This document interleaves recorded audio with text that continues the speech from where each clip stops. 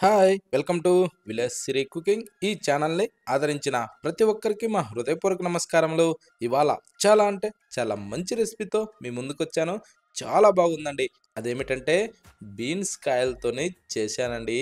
ఒక్కసారి ఈ విధంగా బీన్స్తోని ఇలా మసాలా కర్రీ చేసుకోవాలే కానీ వేడి వేడి చపాతీలోకి కానీ రైస్లోకి కానీ ఇలా ప్రతి దానిలో కూడా టేస్ట్ సూపర్ అంటే సూపర్ అండి. ఒక్కసారి ఈ టైప్‌లో టేస్ట్ చేసిన ఎవరైనా సరే వదిలిపెట్టరండి. అంత బాగుంది. ఎలా చేయాలంటే ముందుగా మనం బీన్స్ కాయల్ని తెచ్చుకోవాలండి. ఓకేనా? తెచ్చిన తర్వాత వాటిని శుభ్రంగా కడిగి ఇప్పుడు మనం వాటిని చిన్న చిన్న ముక్కలుగా కట్ చేసుకోవాలి. అంటే ఇవి కట్ చేసేటప్పుడు ఏందంటే మరి పెద్ద సైజులో కాకుండా హాఫ్ ఇంచ్ సైజులో అలా చిన్న చిన్న ముక్కలుగా కట్ చేసుకోవాలండి. అంటే మనం బఠానీ గింజ అంత సైజులో కట్ చేసుకుంటే ఇవి సూపర్‌గా ఉడికిపోతాయండి. ఆ టైప్‌లోనే ఇవి పీసెస్ కట్ చేసుకుంటే చాలా వరకు బాగుంటుంది. ఓకేనా? ఈ టైప్‌లో ఈ పీసెస్ మొత్తం కట్ చేసిన తర్వాత ఇవన్నీ కట్ చేసిన వాటిని తీసి ఒక ప్లేట్‌లో అయితే వేసేసుకుందాం. కానీ ఈ టైప్‌లో ఈ కర్రీ చేస్తే మాత్రం ప్రతి దానిలో కూడా టేస్ట్ మాత్రం సూపర్ అండి. ఇవాళ మాత్రం ప్రత్యేకించి ఇంట్లో చపాతీ చేశానండి. ఆ చపాతీలోకి గురించే ఈ కర్రీని చేస్తున్నాను. టేస్ట్ ఈ టైప్‌లో చేసుకోండండి. ఎంత బాగుందంటే అంత బాగుంటుంది.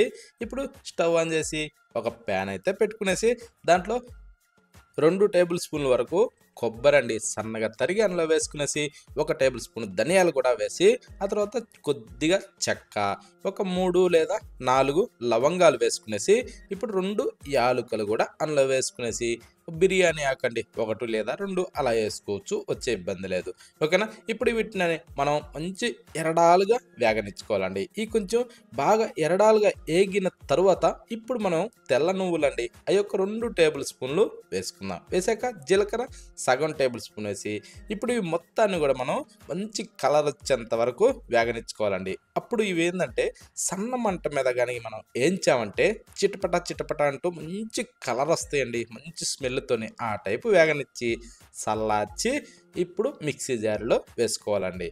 ఓకేనా? ఎప్పుడైనా సరే వేగిన తర్వాత చల్లారిన తర్వాత మాత్రమే మిక్సీ జారులో వేసుకోవాలి. మిక్సీ జారులో కానీ రోట్లో కానీ దంచాలంటే ఓకేనా? ఇంకా రోలు ఉండి రోట్లో దంచితే ఆ టేస్ట్ ఇంకా అద్భుతంగా ఉంటుందండి.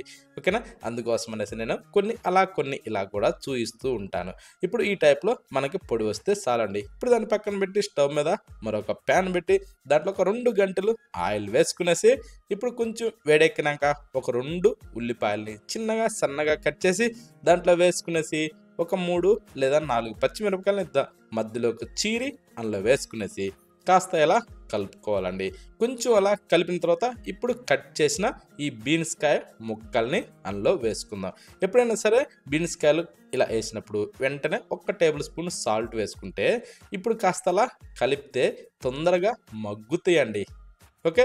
ఈ టైప్‌లో మనం కాస్త అలా కలుపుతూ దీన్ని కొంచెం మగ్గించుకోవాలి. ఇలా కాస్త మగ్గిన తర్వాత ఇప్పుడు దీంట్లో చిటికెడు అలా పసుపు అలా మీదకించి సల్లేసుకుందాం.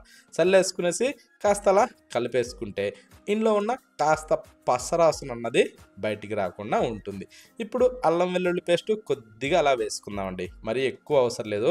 ఒకవేళ కావాలి అనుకున్నోళ్ళు ఒక టేబుల్ స్పూన్ వరకు కూడా వేసుకోవచ్చు.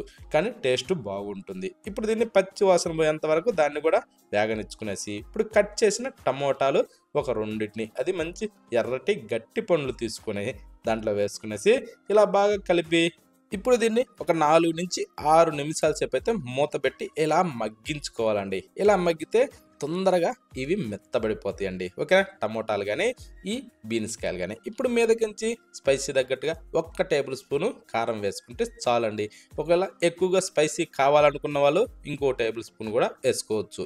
ఓకే? అది స్పైసీ కావాలనుకుంటేనే. ఇప్పుడు దాన్ని కాస్త మిక్స్ చేసుకునేసి ఇప్పుడు గ్రైండ్ చేసిన ఆ పొడిని ఈ మీదకించి అలా చల్లుకునేసి కాస్త అలా మిక్స్ చేసుకునేసి ఇప్పుడు దీన్ని ఏం చేయాలంటే సన్న మంట మీద మనం కాసేపు అలా ఫ్రై చేసుకోవాలండి.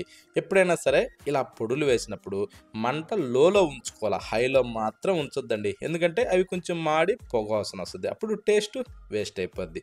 ఇప్పుడు ఇలా వేగిన దాంట్లో ఇప్పుడు ఒక గ్లాసు నీళ్లు పోసుకుందాం. అంటే మనకి కొంచెం గ్రేవీగా ఉండాలి కాబట్టి అంటే కొంచెం సూప్ ఉండాలి కాబట్టి మనకి ఎన్ని అవసరం అన్ని నీళ్లు పోసుకునేసి ఇప్పుడు రుచి చూసుకునేసి సాల్ట్ వేసుకోవాలండి. వేసిన తర్వాత కాస్త అలా మిక్స్ చేసుకునేసి ఇప్పుడు ఏం చేద్దాం అంటే మూత పెట్టేసి దీన్ని ఒక 6 నుంచి 8 నిమిషాల సేపు అయితే ఈ నీటిలో ఇలా తుకతుక అంటూ బాగా ఉడికించుకోవాలండి. ఈ మసాలా సల్లిన ఈ బీన్స్ ఆ మసాలాలో ఈ నీళ్ళల్లో ఇలా బాగా చిక్కగా ఉడికి అంత మంచి స్మెల్‌తోని ఎంత బాగుందంటే అంత బాగుందండి.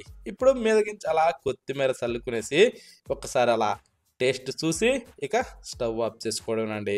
ఈ విధంగా ఒక్కసారి చేసి చూడండి. ఎవరైనా సరే అండి చాలా ఈజీగా దీన్ని తయారు చేసుకోవచ్చు. ఒక్కసారి ఈ టైప్‌లో చేసి చపాతీ వేడి వేడిగా చపాతీ చేసుకునేసి లేదా పూరి అయినా సరే అలాంటివి చేసుకునేసి ఈ కర్రీతోని అలా తీసుకొని తింటుంటే ఆ టేస్ట్ ఉందండి. ఎంత బాగుంటుందంటే అంత బాగుంటుందండి. ఇంకా వేడి వేడి అన్నంలోకైనా సరే ఇంకా బాగుంటుందండి. కాకపోతే చపాతీ వాటిల్లోకొచ్చిన టేస్ట్ వేరే వేటిల్లోకి రాదండి. అంత మంచి టేస్టీగా ఉండే ఈ కర్రీని మాత్రం ఎవ్వరు గూడా మిస్ కావద్దండి. చాలా అంటే చాలా బాగుంది ఈ బీన్స్ కాయ కర్రీ. ఓకేనా? ప్రతి ఒక్కరు ఖచ్చితంగా ట్రై చేస్తారని అనుకుంటున్నాను. ఈరోజు మాత్రం నేనైతే ఒక పట్టు పట్టేస్తానండి. అంత బాగుంటుందిది.